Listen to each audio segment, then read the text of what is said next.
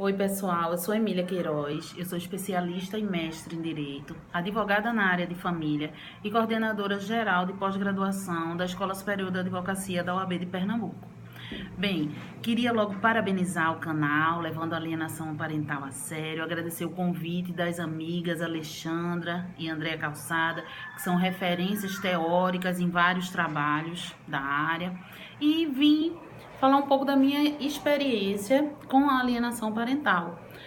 Como advogada na área de família, eu comecei fazendo só a parte civil e me vi, diante dos novos crimes, digamos assim, me vi na necessidade de me especializar também na parte criminal dos crimes de família, seja por intercorrências da Lei Maria da Penha, seja por intercorrências da prática da alienação parental. E a descoberta que eu fiz disso foi uma descoberta de uma forma bem dolorosa.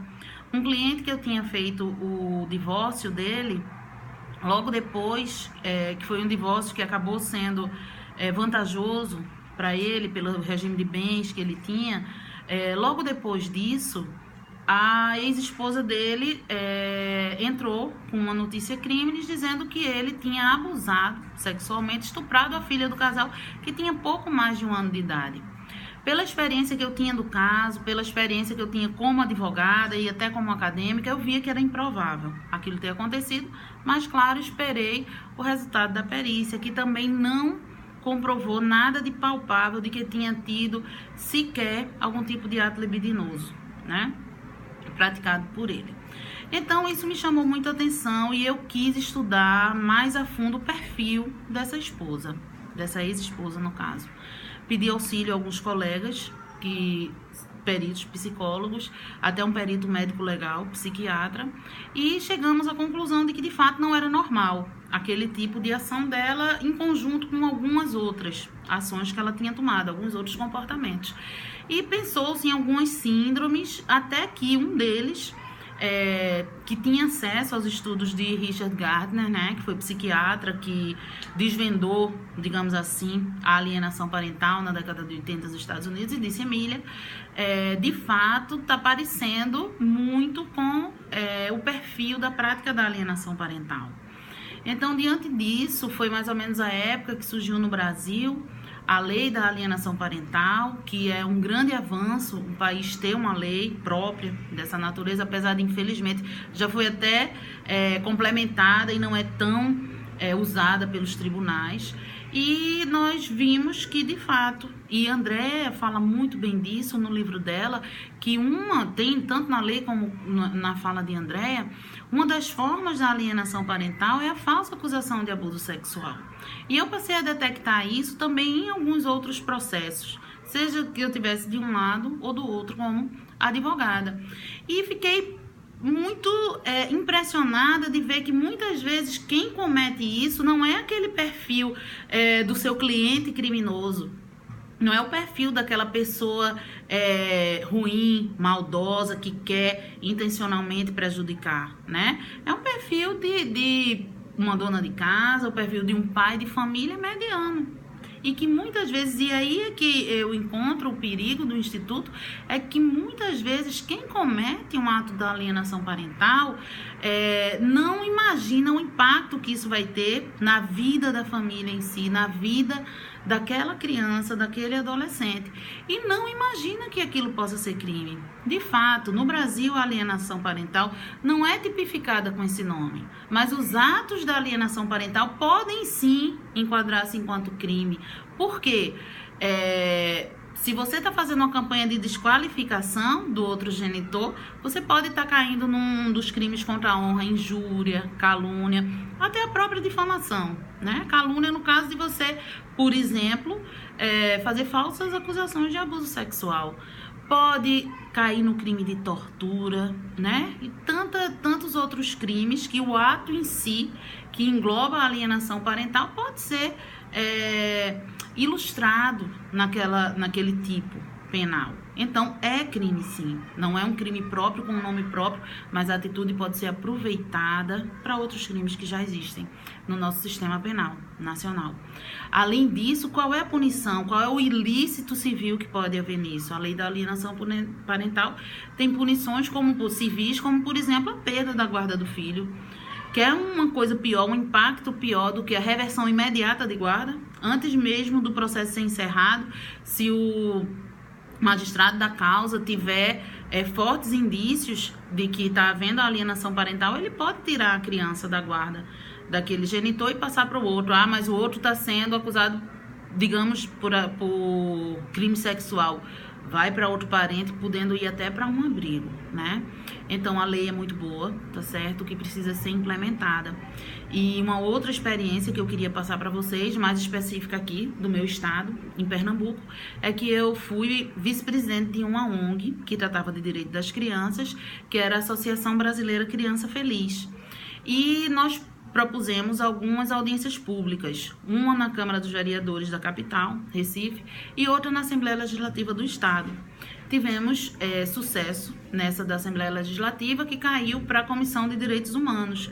E um dos deputados que fazia parte tomou para si a causa, na época, que continua até hoje, o deputado Zé Maurício. E ele ficou muito impressionado com aquele impacto que a alienação parental causava na família e viu que se precisava, e viu que existia uma ignorância geral em diversos órgãos sobre isso. E viu que precisava de um estudo, então propôs que nós montássemos um grupo de estudo sobre a alienação parental.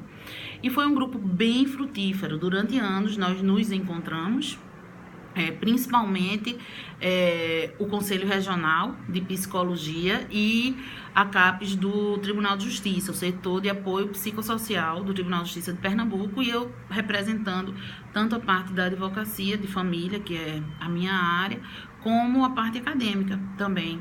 Desses encontros saíram obras coletivas, eu fui uma das organizadoras, inclusive, grande expediente especial na Assembleia Legislativa. Foi bem difundida a divulgação do que era alienação parental, atos públicos em praça pública, inclusive, e fizemos também uma proposta de lei que foi aprovada, e hoje em Pernambuco é obrigatório toda escola, seja pública, seja particular, ter uma cartilha de esclarecimento e combate à alienação parental. Depois de aprovada a lei, que já tinham essas obras coletivas publicadas, então esse deputado nos recrutou novamente para que nós puséssemos em prática e para que fizéssemos a redação dessa tal cartilha, porque ele achava que nós de fato éramos conhecedoras de causa. Eu, a parte jurídica e acadêmica, e o pessoal do Tribunal de Justiça, a parte de assistente social e psicólogo, como também o Conselho Regional de Psicologia. Então, diante disso, nós nos reunimos e foi um trabalho riquíssimo, riquíssimo. Para mim foi uma experiência ímpar, foi totalmente multidisciplinar, onde em uma mesa tinham várias linguagens, cada um com seu material obtido dentro da sua área, dando a cara a tapa e botando na mesa e discutindo, não, mas isso na prática vai ser de tal forma, essa linguagem, esse termo aqui vai ser entendido diferente pelo profissional de determinada área, como magistrado, como juiz vai poder responder a isso. Esse laudo vai ter que ser, vinculante ou não é, esse laudo vai ter que ser respeitado, o juiz pode pensar diferente, o juiz, no caso de suspeita de alienação parental, pode escutar a criança sozinho, sem a equipe psicossocial. É qualquer equipe psicossocial que pode fazer um laudo para detectar a prática da alienação parental? Não, não e não, né? Então é muita novidade, é muita peculiaridade que existe especificamente quando existe a suspeita da alienação parental, e não só pela lei original e a lei que lhe alterou, mas também pelo Código de Processo Civil de 2015, que é uma novidade. Então, foi publicada essa cartilha, nós agora estamos na fase logística de distribuição pelas escolas e sempre tentando conscientizar o diretor da escola, os professores, para alertarem aqueles pais sobre a inconveniência da conduta da alienação parental, né, para aumentar a qualidade de vida, inclusive das crianças, diminuir a criminalidade, é muito na pegada da própria justiça restaurativa, né?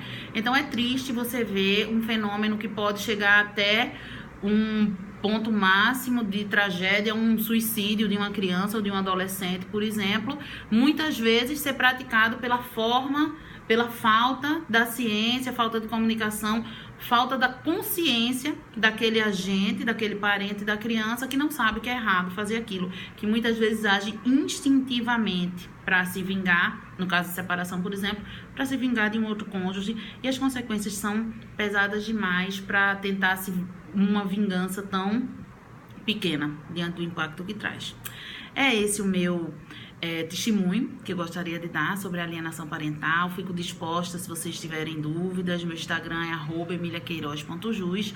Mais uma vez, gostaria de dizer da honra que é para mim falar nesse canal, que é um canal sério de pessoas que são referências no mercado, e parabenizar elas duas por essa iniciativa. Muito obrigada.